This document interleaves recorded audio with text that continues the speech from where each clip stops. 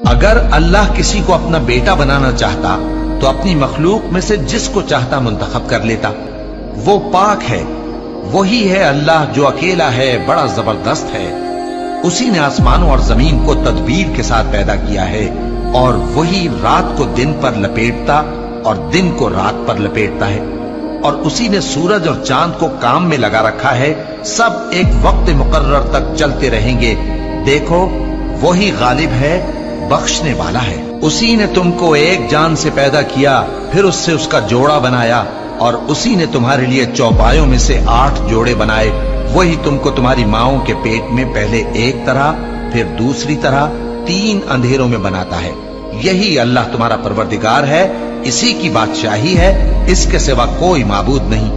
پھر تم کہاں بہہ کے جاتے ہو؟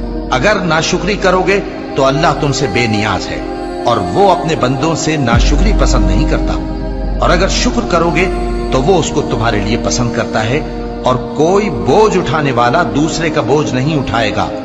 پھر تم کو اپنے پروردگار کی طرف لوٹنا ہے، پھر جو کچھ تم کرتے رہے وہ تم کو بتا دے گا۔ وہ تو دلوں کی پوشیدہ باتوں تک سے آگاہ ہے۔